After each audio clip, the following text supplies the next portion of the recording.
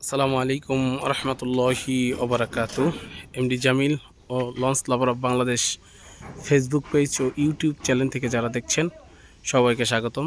আপনারা দেখছেন MB green line 1, যা বেশ কিছুদিন আগে বঙ্গোপসাগরে একটি দুর্ঘটনার কারণে জাহাজটি বঙ্গোপসাগরেরই একটা পারে বহুদিন যাবৎ পড়েছিল এবং তাকে ওইখান থেকে নিয়ে এসে আধুনিক ডকইয়ার্ড কেরানীগঞ্জ আধুনিক ডকইয়ার্ডে আনা হয়েছে এবং তাকে এখন রিবডি করা হবে।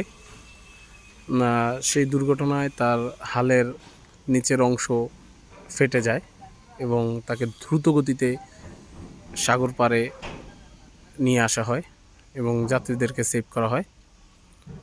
তেমন কোনো যাত্রীর ক্ষয়ক্ষতি হয়নি, কিন্তু জাহাজটি অনেক দিন যাবৎ সাগর পাড়ে পড়েছিল এবং এখন আধুনিক ডকইয়ার্ডেই নিয়ে আসা হয়েছে এবং রাখা হয়েছে।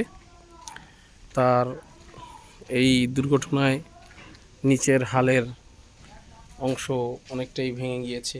এই যে দেখতে পাচ্ছেন, এই যে হালের অংশ ভেঙে গিয়েছিল। আধুনিক ডকইয়ার্ডে এটা সম্পূর্ণ ফাইবারের দ্বারা তৈরি এবং যে নিচের অনেকটা অংশই ফেটে গিয়েছে। গ্রিন লাইন 1, যা ক্যাটামারান জাহাজ, গ্রিন লাইনের সর্বপ্রথম জাহাজ।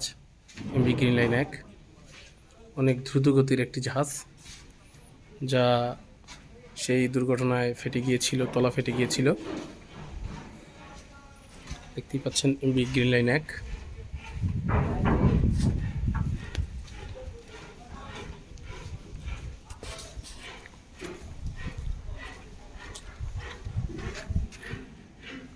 এমভি গ্রিন লাইন 1-এর পিছন সাইড দেখতেই পাচ্ছেন।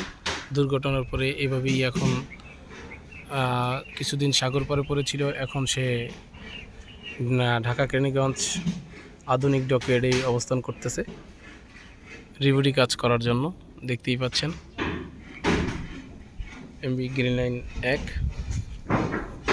যা ব্যাপক ক্ষতি হয়েছিল সেই দুর্ঘটনার কারণে। এখন সে হাসনাবাদ আধুনিক ডকইয়ার্ডে আছে। আমার ভিডিও যদি ভালো লাগে লাইক, শেয়ার ও কমেন্ট করবেন ও আমার চ্যানেলটি সাবস্ক্রাইব করে পাশে থাকা বেল আইকনটি বাজিয়ে দেবেন, যাতে পরবর্তী ভিডিও অতি তাড়াতাড়ি পেতে পারেন। আসসালামু আলাইকুম রহমতুল্লাহি ওয়া বারাকাতুহু।